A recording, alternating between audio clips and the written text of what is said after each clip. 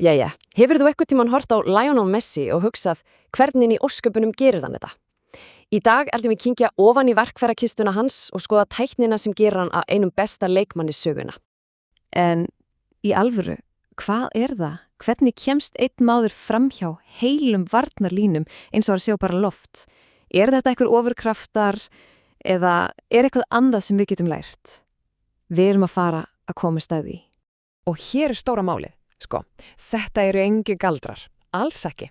Þetta eru æfingar og þetta er hugarfar. Þetta eru leyndarmál sem hvar sem getur lært.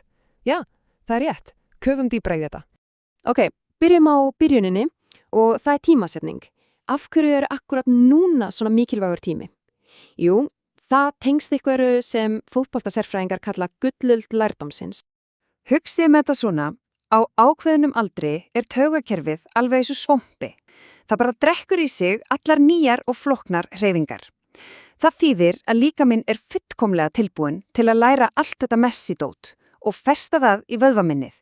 Betri tími finnst einfallega ekki. Jæja, nú að tali. Förum í æfingarnar sjálfar. Hér koma 3 lykilæfingar beint úr smiðju mestarans. Þetta eru ykkar eigin töfabrögð sem þið geti farið að mastara. Fyrsta æfingin heitir límiðin og nafnið segir allt sem segja þarf. Markmiðið er að boltinn verði bókstaflega eins og limdur við fótinn. Þetta er leyndarmálið á bakvið það hvernig Messi heldur boltanum í ótrúlega þröngum aðstæðum. Sko, þetta er einfalt en þetta er algjör lekil. Raði keilum þétt saman og hér er reglan, notaðu bara sterkari fótinn. Og svo er markmið að taka 2 pínulitlar mjúkar snertingar á milli hverjar einustu keilu. Þetta kennir fætunum að tala við boltan. Næst á dagskrá, þetta er kannski frægasti hreyfingin hans, axlagapið. Þetta er þegar hann kemst fram hjá varnaramanni án þess einu sinni að snerta boltan. Hvernig?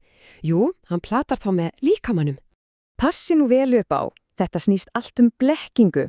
Þegar þú nálgast varnarmannin eða keiluna í þessu tilfelli, hallar þú líkamannum á öxlunum snöggt í eina átt. Varnarmaðurinn hreyfist með í sekúndubrot og akkurat þá notar þú utanfótinn til að springa framjá í heina áttina, snöggt, ákveðið og búið. Þriðja leyndarmálið er ekki bara hraði, heldur hraðabreyting. Messi er nefnilega ekki alltaf á fullri ferð. Stærsta opnið hans er að geta farið úr 0 upp í 100 á augabragði. Æfingin kallast hröðun eftir snertingu. Ímyndið ykkur þetta. Leikmaður lappar námast með boltan. Varnarmaðurinn er alveg rólegur, heldur að það sé engin hætta á ferðum. En svo, búm! Þegar komið er að ákveðnum punkti, 1 lang snerting fram á við og 5 metra sprettur á hámarksfraða. Þegar varnarmaðurinn áttar sig er leikmaðurinn farinn.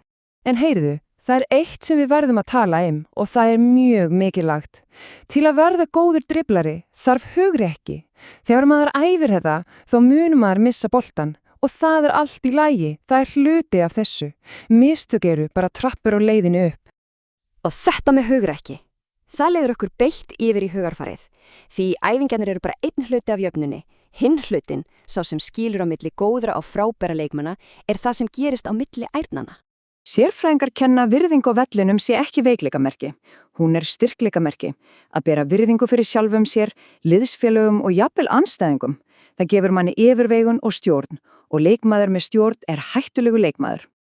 Og þetta snýst allt að einbeita sér að því sem að getur stjórnað. Ekki hægt að stjórna dómaranum, það? Eða veðrinu. Að eyða orku í það er sóun. En það sem er hægt að stjórna 100%, það er eigin viðbrögð, eigin vinnusemi og hvernig maður hvetur aðra. Þar liggur hinn raunveruleg styrkur. En hvernig gera maður þetta í hýta leiksins þegar allt er á fullu? Jæja, til þess er til alveg geggjuð aðferð sem þjálfarar nota. Hún kallast stoppljósa aðferðin. Og hún er svona einföld. Rautt ljós, stoppa. Taktu eftir peringnum, viðurkenna hann. Gult ljós, hugsa. Taktu 1 djúpan andardrátt, núllstiltu heilan. Grönt ljós, aðgerð. Ok, hvað er næsta verkefni? Einbyttu þér að því. Svona einfalt. Jæja, verkfærin eru komin á borðið. Bæði æfingarnar fyrir líkamann og tækin fyrir hugan. Núna hefst þín eigin vegferð. Þetta eru ofurkraftarnir. Tæknin til að leika á andstæðingin, hugrekkið til að þora að reyna og gera mistök og virðingin sem gefur þér þann andlega styrk sem þarf til að ná langt. Og munið svo þessi orð. Engin er fætur fullkomin. Þú ert ekki hægur, þú ert að byggja upp hraðan. Hæfileikar eru frábærir en vinnusemin, hún verður alltaf þitt allra sterkasta vopn. Þannig að eina spurningin sem er eftir þessi. Hvað ætlar þú að gera? Hvaða æfingu tekur þú með þér út á völl á eftir? Límiðan, axlagapið eða hröðunina? Valið er þitt. Nú er bara að byrja.